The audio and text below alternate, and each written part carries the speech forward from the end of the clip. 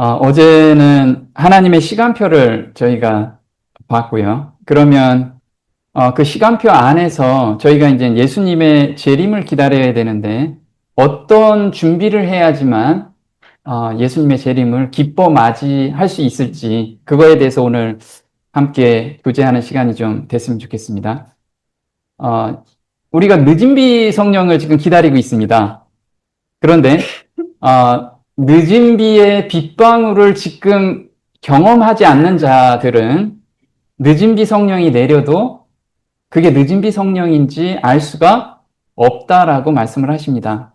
그러면 오늘 내가 늦은 비 성령의 빗방울을 맞는 삶이 돼야겠죠. 그 삶이 무엇인지를 모른다면 우리가 재림을 기다려도 그런 사람들한테는 늦은 비를 내릴 수가 없습니다. 그래서 오늘 늦은 비의 빗방울을 맞으며 오늘을 사는 경험이 무엇인지를 한번 같이 연구하는 시간이 좀 됐으면 좋겠습니다. 제목으로는요, 오늘 재림하시면 나는 준비되었는가? 저는 항상 이 부분을 저 자신한테 질문을 했습니다. 근데 저는 항상 준비가 안 돼 있는 모습을 저는 보았어요. 제 자신을. 그래서 기도하면 아직 준비가 안 됐는데 이 마음을 계속 가지고 있다가 어느 날 하나님께서 저한테 말씀과 경험을 주시면서 계시록 22장 20절의 간증이 제 삶 속에서 나오기 시작했습니다. 내가 진실로 속히 오리라 하시거늘 아멘 주 예수여 오시옵소서. 우리가 오늘 말씀이 끝나면 모든 삶 속에서 항상 오늘 재림하시면 아멘 주 예수여 어서 오십시오. 이 간증이 다들 나왔으면 좋겠습니다. 계시록 14장 12절에는 마지막 백성은 어떤 믿음을 가지고 있어야 되는지를 저희한테 알려주셨습니다. 성도들의 인내가 여기 있나니 저희는 하나님의 계명과 예수 믿음을 지키는 자니라. 그래서 하나님의 계명과 예수 믿음을 지킬 때 우리는 예수님을 담대하게 맞이할 수가 있다라고 말씀을 하십니다. 그런데 이 구절을 잘못 읽으면 우리가 굉장히 힘든 신앙생활을 하게 됩니다. 하나님의 계명을 내가 지키려고 하면 굉장히 힘들겠죠. 그래서 우리 믿음의 선진들이 이런 이야기를 합니다. 제가 질문을 좀 제 자신한테 해봤을 때 이런 질문을 하게 됩니다. 하나님의 계명을 지키는 것이 안식일을 철저히 지키고 있다. 우리 지금 안식일을 철저히 지키고 있습니다. 자, 11금과 헌금을 철저히 가려서 내고 있다. 그리고 교회에서 장로나 집사로 우리 봉사 활동도 열심히 하고 있다. 그리고 도시에 사는 사람들은 시골 생활 말씀에 순종해서 시골 생활도 가고요. 또 음식물에 대한 기별을 제가 철저히 지키고 있다. 자, 우리 지금 많이 하고 있는 내용이죠. 근데 이걸 가지고 하나님 앞에 설 수 있는가? 제가 이걸 철저히 지키고 있었을 때, 예수님이 오늘 밤에 오신다면 준비가 됐느냐? 근데 2%가 부족하더라고요. 왜 그럴까? 이걸 우리가 오늘 찾아내야 됩니다. 자, 이 그림이 어떤 그림일까요? 이건 1873년도에 우리 믿음의 선진들이 복음을 전하기 위해서 하나의 그림을 그렸습니다. 자, 여기 보면요. 요게 뭐냐면 하나님의 계명입니다. 10계명이죠. 10계명. 그리고 예수님의 십자가입니다. 그래서 예수 믿음을 이렇게 그림으로 그렸어요. 그래서 믿음의 선진들은 요 그림 한 장 가지고 복음을 전하기 시작했습니다. 저 천사가 있고, 그 다음에 누가 있냐면 아담과 하하가 쫓겨나고, 그 다음에 가인과 아벨이 지금 죄를 범하고, 그 다음에 가인이 아벨을 죽이는 장면, 그 다음에 성소제도, 그 다음에 저 위에 예수님의 재림, 그 다음에 새하늘과 새 땅, 이걸 천국을 보여주는 이 그림. 근데 여기 한 가지 눈이 있습니다. 이 눈이 뭐냐면 하나님의 눈이에요. 조사 심판하고 계시는 하나님의 눈. 자, 이 그림을 보고 평안함이 좀 있습니까? 우리의 믿음의 선진들은 하나님의 계명을 철저히 지켜야 되고 예수 믿음 안에 있어야 된다. 이 기별을 가지고 삶을 살았어요. 이게 언제냐면 1873년도입니다. 자, 우리가 1888년도에 뭐가 들어왔죠? 믿음으로 말미암는 의의 기별이 저희 교회에서 외쳐지기 시작했습니다. 그 전에는 굉장히 율법적인 삶을 살았어요. 자, 이런 열심히 한 결과로 재림 준비가 되셨나요? 이 질문에 각자 한번 답을 해 보셨으면 좋겠습니다. 오늘 집에 가서라도 반드시 한번 이 문제는 해결을 해야 돼요. 그래서 각자 질문을 좀 해봤으면 좋겠습니다. 자, 누가복음 18장 11절에 예수님께서는 이런 삶을 사는 사람들에 대해서 답변을 주십니다. 어떤 답변을 주시냐면 바리새인은 서서 따로 기도하여 가로되 하나님이여 나는 다른 사람들 곧 토색, 불의, 간음을 하는 자들과 같지 아니하고 이 세리와도 같지 아니함을 감사하나이다. 나는 일해에 2번 금식하고 또 소득의 11조를 드리나이다.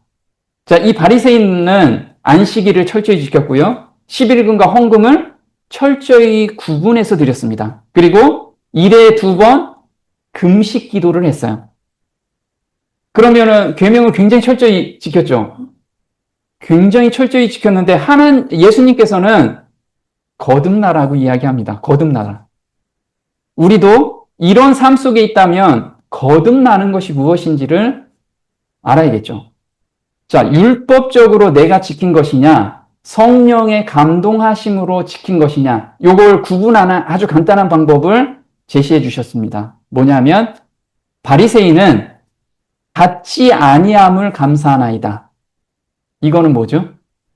이거는 남을 판단하고 비교하는 마음으로 내가 살고 있다면 이것은 내가 지키고 있는 거예요.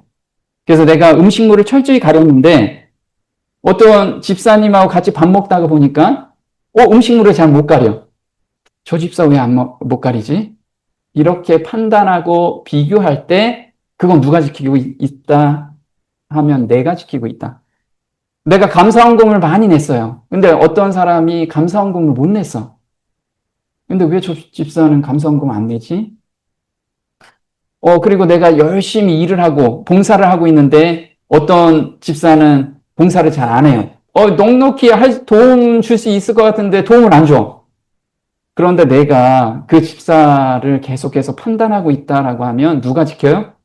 내 힘으로 지금 신앙생활을 하고 있는 거예요. 굉장히 힘든 신앙생활을 하고 있죠. 그래서 바울 형제가 이런 이야기를 합니다. 내가 증거하노니 저희가 하나님께 열심히 있으나 보면은요, 하나님께 열심히 있는 것은 교회 생활을 대충 하는 사람이 아닙니다. 굉장히 열심히 하는 사람이에요.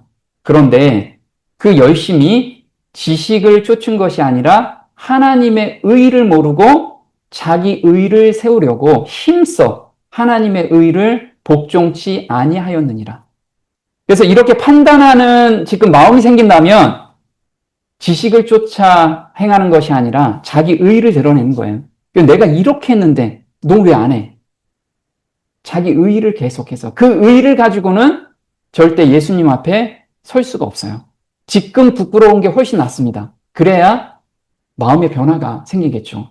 자, 자기 의를 세운다라는 건 뭐냐면요. 편협한 판단이 내 속에 있다라고 하면 자기 의가 세워진다라고 이렇게 이야기를 해요. 제가 읽어보겠습니다. 인간이 자기 자신의 행위로 구원을 얻고자 노력하면 죄에 대한 방법으로 인간적인 강제 조건들을 쌓아 올리게 된다.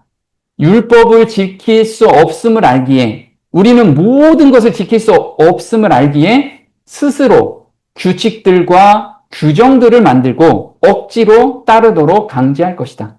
이 모든 것은 마음을 하나님에게서 떠나 자기에게 돌이키게 한다.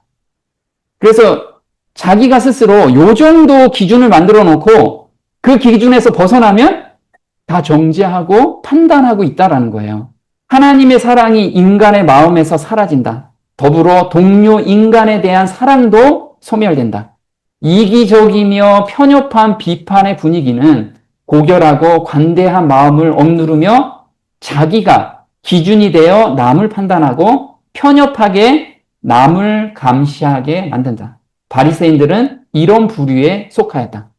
그래서 바리새인들은 정말 철저하게 지키면서 천국 가고 싶어 했어요. 천국 가고 싶어서 철저하게 지켰죠. 그래서 남들이 그 기준에 못 미치면 계속해서 정죄하고 판단하고 이런 삶을 살았던 거예요. 그래서 내가 지금 그런 마음이 있다라고 하면 정말 예수님께 빨리 나가야 돼요. 근데 오늘 그 나가서 어떻게 변화를 받는지도 우리가 한번 같이 공부하는 시간이 좀 됐으면 좋겠습니다. 자, 바리새인 중에 바리새인이 누구냐면 니고데모였습니다. 니고데모는 정말 학식도 높고 철저하게 율법을 지킨 사람이었죠. 근데 예수님께서 너 그 믿음 가지고는 천국 못 가. 그래서 뭐 하라고 하죠? 물과 성령으로 거듭나라고 말씀을 하십니다. 이게 요한복음 3장이죠. 근데 여기서 우리가 다들 알고 계시는 겁니다. 물과 성령으로 거듭난다는 게 무엇인지 다 알고 계시죠? 그런데 오늘 좀 더 구체적으로 그게 삶 속에서 어떤 경험으로 들어가야지만 물과 성령으로 거듭난 삶인지를 우리가 한번 보는 시간이 됐으면 좋겠어요.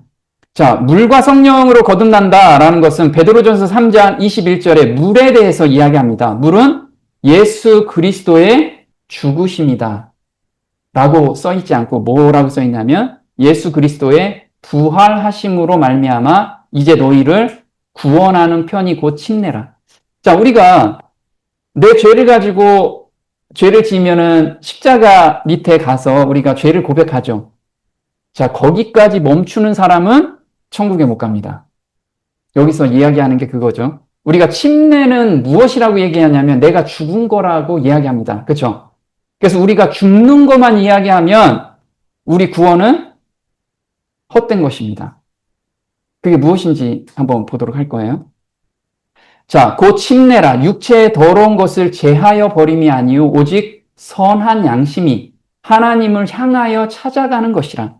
저는 하늘에 오르사 하나님 우편에 계시니 천사들과 권세들과 능력들이 저에게 순복하느니라. 제가 그동안에 배운 건 어떤 거냐면요. 침례는 내가 죽는 것이다. 거기까지만 배웠어요. 그래서 제가 죄를 지면 거기에서 내 죄를 고백하고 회개하고 거기까지 멈춰 있었다라는 거예요. 그런데 놀랍게도 우리가 침례는 부활을 얘기하지 않으면 우리는 구원이 헛된 것이라고 이야기합니다. 고린도전서 15장 17절에 이렇게 나오죠. 그리스도께서 다시 사신 것이 없으면 너희의 믿음도 헛되고 너희가 여전히 죄 가운데 있을 것이요. 그래서 우리가 죄만 고백하면 죄 가운데 그대로 있습니다. 그러면 어디까지 가야 되냐면 또한 그리스도 안에서 잠자는 자도 망하였으리니 그러나 이제 그리스도께서 죽은 자 가운데서 다시 살아 잠자는 자들의 첫 열매가 되셨도다. 자, 여기서 보면요. 침례는 부활을 이야기해야 된다라는 거예요. 부활을. 부활이라는 건 뭐냐면 그리스도의 마음을 받는 삶. 이것을 부활의 삶이라고 이야기합니다. 그래서 내가 하나님, 저 이런 죄를 졌습니다. 용서해 주세요. 거기서 멈추면 우리가 죄 가운데 아직도 있다라는 거예요. 그럼 마음의 변화까지 받기 위해서 계속해서 매달려야 돼요. 거기까지 진전하는 것이 예수님의 침례의 목적이었다라는 거예요. 베드로전서 2장 24절에는 이렇게 말씀하시죠. 친히 나무에 달려 그 몸으로 우리 죄를 담당하셨어요. 죄를 담당하셨을 뿐만 아니고 거기서 멈추지 않고 이는 우리로 죄에 대하여 죽고 의에 대하여 살게 하려 하심이라. 저가 채찍에 맞음으로 너희는 나음을 얻었나니. 그래서 죄에 죽기만 하신 게 아니고 우리가 의롭게 살기 위해서 부활하셨다라는 거예요. 그럼 의롭게 살 수 있는 것은 예수님의 마음의 변화를 받지 않으면 절대 의롭게 살 수가 없어요. 그럼 그 의롭게 사는 것이 무엇인지 구체적으로 좀 알아보도록 할 거예요.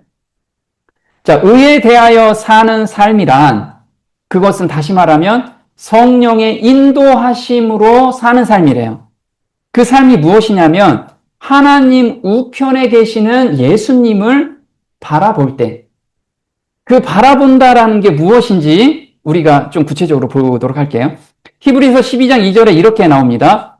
예수님께서는 우리의 믿음의 창시자라고 이야기합니다. 또 완성자이신 예수님을 바라보자. 자, 예수님께서 십자가에 못 박히셨을 때 믿음을 창시해 주셨습니다. 근데 예수님께서 부활하셔가지고 하나님 우편에 앉아 계시고 우리를 중보하실 때 우리 구원이 완성이 돼요. 여기까지 우리는 경험으로 가야 돼요. 그 경험이 무엇인가? 그분께서는 자기 앞에 놓인 기쁨으로 인해 십자가를 견디사 그 수치를 멸시하시더니 이제 하나님의 왕자 오른편에 앉으셨느니라.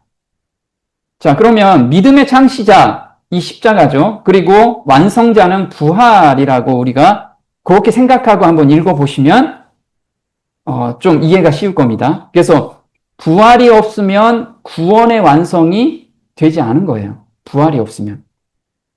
한번 성소 제도로 요걸 한번 보도록 할게요. 자, 믿음의 창시는 십자가를 의미합니다. 우리가 번제단을 의미하죠. 그리고 믿음의 완성은 어디까지 가냐면 휘장을 열어놓으셨어요. 그리고 예수님께서 하나님 보좌 우편, 지성소까지 들어가셨죠. 우리가 오늘 지성소의 경험에 들어가지 않으면 늦은 비의 빗방울을 맞고 있는 삶이 아니라는 거예요. 그러면 이 지성소까지 들어가는 경험, 이게 무엇인지를 알아야겠죠. 자, 십자가에서는 회개하고 죄를 고백합니다. 회개하고 죄를 고백하면 죄가 전가가 되죠. 누구한테? 어린 양한테. 그리고 용서의 경험을 받습니다. 이걸 우리가 거듭남이라고 이야기하죠. 두 번째는 의를 받는 삶입니다. 예수님께서 성령이 너희에게 오시면 뭐를 알려주시냐고 하셨냐면 죄에 대해서, 의에 대해서, 심판에 대해서 알려준다고 말씀을 하셨습니다. 근데 죄에 대해서 말씀하시고 의에 대해서는 저희가 나를 보지 못하는 것이 의라고 말씀하십니다. 어떻게 우리가 예수님을 보지 못하는데 의롭게 살 수 있다라고 이야기를 해요. 그건 뭐냐면 예수님께서 어디 올라가셨기 때문에 하늘 우편에서 중보하고 계시고 의로운 마음을 우리한테 매 순간 주고 계신다라는 걸 믿음의 눈으로 매 순간 기도하면 의롭게 산다라는 거예요. 그래서 우리한테는 매 순간 의롭게 사는 방법을 알려주셨어요. 그걸 오늘 구체적인 방법을 알아볼 겁니다. 히브리서 9장 12절에 염소와 송아지의 피로 아니하고 오직 자기 피로 영원한 속죄를 이루사 단번에 어디로 가셨냐면 지성소로 들어가셨어요. 그러니까 예수님께서는 이 길을 우리한테 열어놓으셨기 때문에 우리는 예수님을 따라서 매일 지성소까지 갈 수가 있습니다. 이 경험을 우리한테 하라고 하신 거예요. 자, 거듭남의 경험을 한번 보도록 할게요. 요한복음 8장 10절에 이렇게 나옵니다. 여자여, 너를 고소하던 그들이 어디 있느냐? 너를 정죄한 자가 없느냐? 대답하되 주여 없나이다. 예수께서 가라사대 나도 너를 정죄하지 아니하노니 가서 다시는 죄를 범치 말라 하시니라. 예수께서 또 일러 가라사대 나는 세상의 빛이니 나를 따르는 자는 어둠에 다니지 아니하고 생명의 빛을 얻으리라. 자, 가늠하다 잡힌 여인입니다. 근데 예수님께서 그 여인 마음에는 뭐가 있죠? 정죄하는 마음이 있죠. 정죄받는 마음이 있습니다. 정죄받는 마음이 있는데 예수님께서 내가 너를 용서했다. 그리고 다시는 죄를 범치 마라. 말씀을 주셨습니다. 이 여인은 다시 죄를 범했을까요? 안 범했습니다. 자, 자기 의지로서 나 절대 이젠 죄 안 범할 거야. 이렇게 했을까요? 예수님께서 마음을 변화시켜 주셨어요. 자, 이 마음을 변화시켜 주시는 것이 내 마음이 아니죠. 이게 하늘에서 주는 마음을 경험하는 것이 곧 의롭게 사는 삶이라는 거죠. 저도 이제 많이 간증을 하는데 저는 사업을 하다가 실패를 했습니다. 실패를 한 것이 잘 나갈 때 실패를 했어요. 몰아낸 사람들이 있었습니다. 원수지간. 근데 저를 몰아낸 사람들을 제가 용서가 안 되는 거예요. 그리스도인이니까 그래도 용서해야지. 이런 마음은 있어요. 그런데 그 사람들만 생각하면 잠이 안 와요. 밥도 안 먹히고 내가 총이 있으면 그 두 사람을 반드시 쏴 죽여야겠다. 이 생각이 항상 있어요.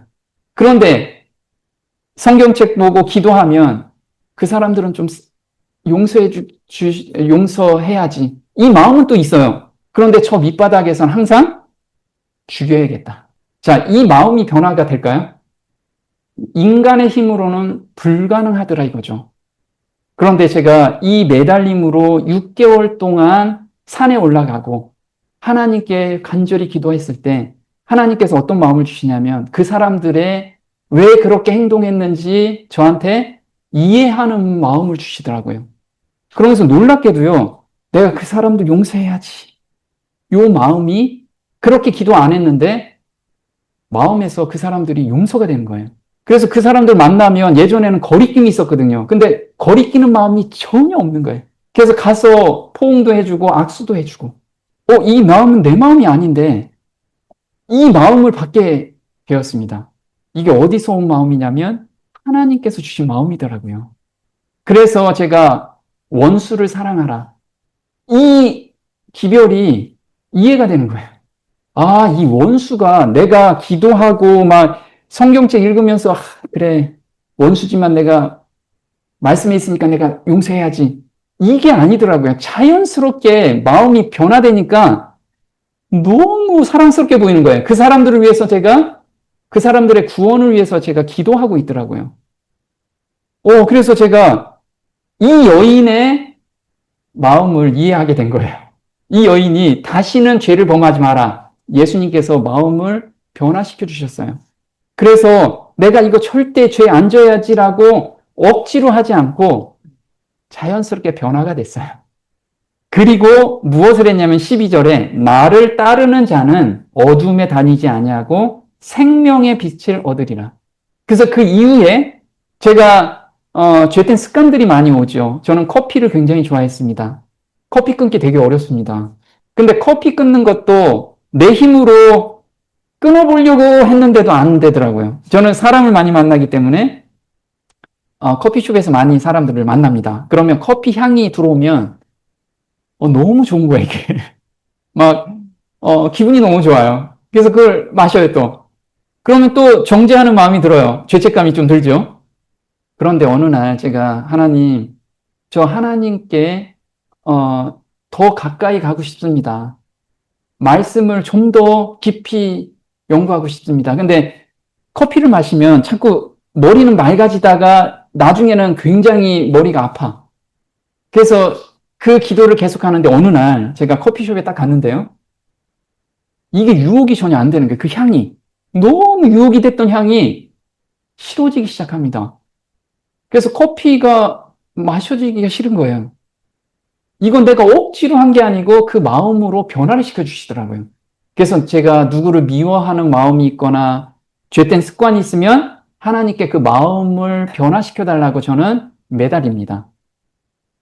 이게 야곱이 변화시켜줄 때까지 매달리는 그 기도를 해요. 그러면 반드시 내 마음을 변화시켜 주시더라고요. 그래서 억지로 하는 신앙이 아니라 줄겨 순종하는 마음으로 매 순간 저를 변화시켜 주시더라 이거죠. 그 하나님을 만나고 나서부터 예수님께서 오늘 오셔도 내 안에 계신 그리스도가 있기 때문에 아멘 주 예수여 어서 오십시오. 이 간증이 나오기 시작했습니다. 자, 자신의 허물을 인정함으로 심령을 하나님 앞에 낮추지 못한 자들은 간합받을 첫째 조건도 아직 이루지 못하였다. 만일 우리가 회개할 것이 없는 회개를 경험하지 않고, 자, 이 회개할 것이 없는 회개의 경험이 뭐냐면 내가 어떤 사람을 미워했죠. 그런데 그리스도이니까 용서해야지 하고 돌아서. 그런데 그 다음에 보면 그 사람이 또 미워져. 그러면 이건 회개할 필요가 없는 회개의 경험이 아니라 회개할 필요가 있는 회개를 경험하고 있는 거예요. 그래서 우리는 그 사람을 만나면 그래, 나 다 이해하니까 이제 용서해 줄게가 아니고 그 사람을 위해서, 그 사람의 구원을 위해서 기도하고 있느냐. 거기까지 내 마음이 가 있는 상태가 거듭남의 경험을 한 거죠. 새 마음을 받은 경험을 하고 있는 거예요, 그게. 우리는 그 경험 가운데 오늘을 살아야 된다는 거죠. 회개할 필요가 없는 회개를 경험하지 않고 진정한 영혼의 겸비와 심령의 통해로서 우리의 죄를 고백하고 우리의 죄악을 미워하지 않으면 우리는 결코 죄의 용서를 진정으로 구하지 않은 것이다. 그래서 죄악을 미워하게 돼요, 내가. 이건 내 마음이 아니고 미워하게 되는 마음. 내가 누구를 미워하는데 그 미워하는 마음 자체가 싫어지는 마음으로 변화가 되는 그 경험 가운데 우리는 들어가야 된다는 거죠. 자, 회개할 것이 없는 회개의 경험이라는 게 이렇게 나옵니다. 하나님의 용서는, 그래서 내가 용서받았습니다 라고 하는 의미가 뭐냐면 이 경험이에요. 내가 너 죄 다 용서해 줬으니까 그냥 이젠 살아라. 그게 아니고요. 마음에서 완전히 변화되는 경험, 그것이 바로 용서의 경험을 받았다라는 의미예요. 그래서 하나님의 용서는 단순히 우리를 정죄에서 면하게 해주는 사법적인 행위가 아니다. 그것은 죄를 용서할 뿐만 아니라 죄로부터 완전히 돌아서게 한다. 정말 죄에서 완전히 돌아서게 해주세요.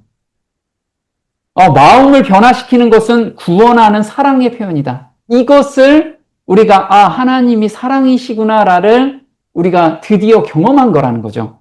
우리는 하나님의 사랑이세요. 성경에 그렇게 돼 있죠. 이거는 아직 사랑을 경험한 게 아니에요. 무엇을 경험했냐면 내 마음이 완전히 변화된 그 경험을 했을 때가 하나님은 정말 사랑이시군요. 이걸 우리가 경험할 수 있는 거죠. 오직 그리스도의 완전한 의의 근거를 둔 선물로서 주어진다. 자, 우리가 십자가에서 그 다음에 휘장 가운데로 열어놓으신 길이 있습니다. 예수님께서 이 휘장은 저희 육체라고 이야기를 하죠. 히브리서 10장 20절에 그 길은 우리를 위하여 휘장 가운데로 열어놓으신 새롭고 산 길이요 휘장은 곧 저희 육체니라. 그럼 이 육체가 무슨 일을 하셨는가? 아까 이야기하시죠.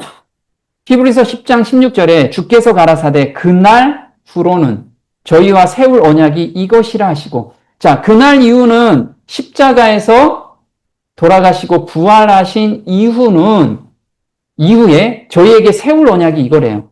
그래서 이 새 언약 가운데 우리가 들어가게 예수님께서는 봉사하시고 헌신하신 거예요.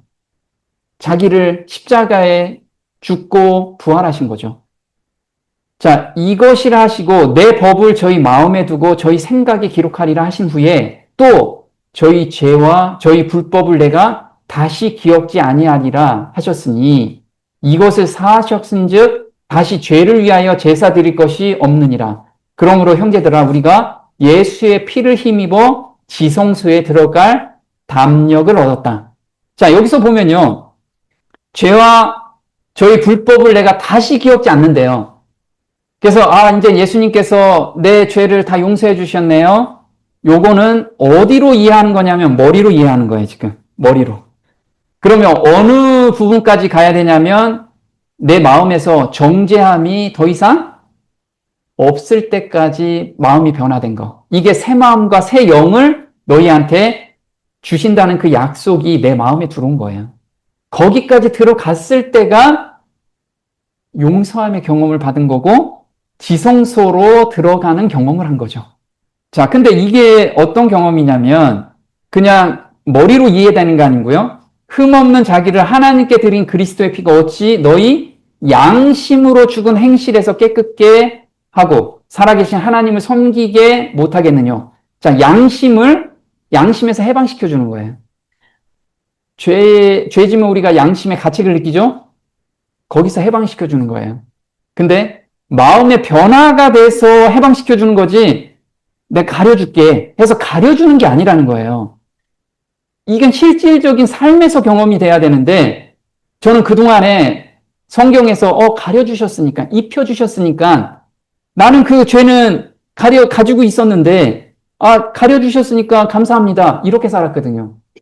근데 그 상황에 똑같이 오면 똑같은 죄를 또 지게 됐어요. 그럼 그건 아직 용서의 경험을 받지 못하고 있다는 거죠. 자, 근데 이 용서받는 경험이 바로 늦은 비 기별이라고 이야기를 합니다. 자, 초기문집 254페이지에 이렇게 나오죠. 셋째 천사의 기별은 이렇게 끝을 맺는다. 성도들의 인내가 여기 있나니 저희는 하나님의 계명과 예수 믿음을 지키는 자니라. 그는 이 말을 반복하면서 하늘 성소를 가리켰다. 이 기별을 깨닫는 모든 사람들의 마음은 지성소로 향하게 되었다. 그래서 이 지성소까지 가야 되는 거예요. 그냥 하늘 성소까지 가는 게 아니고 지성소의 기별. 그게 마음의 변화되는 것. 이게 셋째 천사의 기별이라고 합니다. 늦은 비 기별이라고 하죠. 그것은 큰 음성으로 외쳐야 할 그리고 성령의 부으심이 대량으로 함께 나타날 셋째 천사의 기별이다. 더 나아가 그것은 늦은 비 기별이요. 우리 백성이 만일 그의 충만한 가운데 받아들였다면 계시록 18장 1절 늦은 비 성령을 받는 거죠. 이 계시록 18장 1절이 성취되었을 것이다. 우리는 이 성취되는 것을 경험하게 될 거예요. 이게 늦은 비 기별이기 때문에. 자, 나는 교회를 향하여 엄숙한 말을 한다. 현재 교회 농명책에 기록되어 있는 20명 중 한 사람도 그들의 지상에서 생애를 마감할 준비가 되어 있지 않다. 그리고 그들은 진실로 일반 죄인들과 마찬가지로 이 세상에서 하나님도 없고 소망도 없는 자같이 될 것이다. 그래서 이 마음의 변화가 없이 그냥 성경적으로 이론적으로 십자가에서 저 용서 받았죠. 입혀주시는 의가 있어서 저 하늘나라 가죠. 이런 피상적인 삶 속에서는 하나님께 온전히 설 수 없다라는 거예요. 자, 내 삶 속에서 늦은 비에 빗방울을 맞으며 살고 있는지, 지금 늦은 비가 내리는데 앞으로 풍성하게 내릴 건데 빗방울을 맞으면서 오늘을 사는 게 무엇인지 이렇게 이야기를 합니다. 그리스도께서 그의 제자들에게 숨을 내쉬며 성령을 받으라 하신 것. 그래서 예수님께서 십자가에서 부활하시고 제자들한테 40일 동안 성경을 가르쳐 주셨죠. 그때 처음에 하신 일이 숨을 내쉬며 성령을 받으라 이렇게 말씀하셨어요. 그리고 50일 후에 이른 비 성령이 풍성하게 내렸죠. 근데 이 성령을 받으라라고 말씀하신 것이 이른 비의 빗방울을 비유하신 거였어요. 그리고 그들에게 그의 평화를 나누어 주신 이 그리스도의 행동은 오순절 날에 주어질 풍성한 성령의 소낙비가 있기 전에 주신 약간의 빗방울과 같은 것이었다.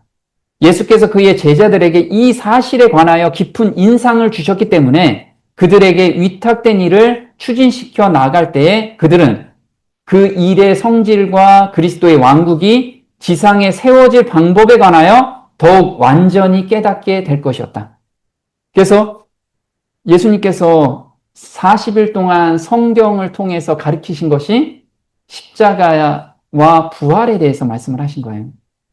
이 마음의 변화되는 것. 자, 마태복음 7장 16절에 내가 지금 빗방울을 맞으면서 사는 삶인지를 예수님께서 이렇게 말씀하셨죠. 그의 열매로 그들을 알지니. 자, 열매로 그들을 안대요. 그런데 열매가 내가 봉사 열심히 하고 그 다음에 11금 열심히 내고 안식일 충실히 지키고 요게 열매죠. 요게 열매인데 예수님께서는 그 열매를 강조하신 게 아니고 나무를 강조하고 계십니다. 17절에 이와 같이 좋은 나무에서는 좋은 열매가 난다. 그래서 마음의 변화가 있을 때 자연스럽게 나오는 결과지 그게. 우리는 마음의 변화 없이 남의 눈치 보면서 신앙생활을 할 수도 있다는 거예요. 이거는 나쁜 나무에서 좋은 열매를 억지로 보여주기 위한 신앙이라는 거죠. 그래서 우리가 성령의 열매는 어떤 거냐면 오직 성령의 열매는 사랑과 희락과 화평과 우리는 봉사하면서도 사랑이 그 다음에 봉사하면서도 자기의 온유한 마음 이런 것이 나타날 때 이 사람은 열매가 아니고 나무가 선한 나무구나 이걸 알 수 있다라는 거예요. 우린 이런 삶 가운데 들어가야겠죠? 네. 자, 이 그림을 한번 볼게요. 자, 이 그림은 1883년도에 화이자매가 관여해서 그림을 그린 거예요. 그 전에는 옆에 뭐가 있죠? 뭐가 없습니까? 계명이 없죠. 아까 처음에 보여준 그림을 한번 보시면 어떻게 다른지 한번 보실 수 있습니다. 자, 처음에 본 건 십자가하고 계명이 일직선상에 있어요. 그렇죠? 그래서 우리가 하나님의 계명과 예수 믿음을 지키는 자다라고 지금 믿음의 선진들은 이야기를 했고요. 화이자매는 어떻게 했냐면 십자가만 있습니다. 그래서 예수 믿음을 가진 사람은 자연스럽게 하나님의 계명은 지켜진다라고 지금 이야기를 해요. 그래서 화이자매는 믿음으로 말미암는 의의 기별을 1883년부터 계속 외치고 있었던 거죠. 이게 체계화된 것이 1888년부터 체계화된 거고요. 자, 그럼 십계명은 어디가 있냐? 저 뒤에 있습니다. 이게 시내산, 이 번개가 치는 시내산에 저 뒤에 십계명을 놨어요. 그래서 우리 성경은 십자가에서 죽으심과 부활 안에 모든 복음이 해결이 되지 않으면 우리는 자기의 의를 내세울 수밖에 없어요. 입 맞는 삶이란 안식일을 지키는 것이냐? 우리가 입 맞는 삶 이야기하죠. 안식일 철저히 지키고 있죠. 왜? 입 맞기 위해서.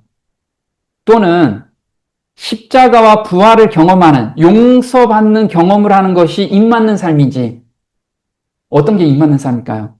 볼게요. 계시록 7장 3절에 이렇게 이야기를 합니다.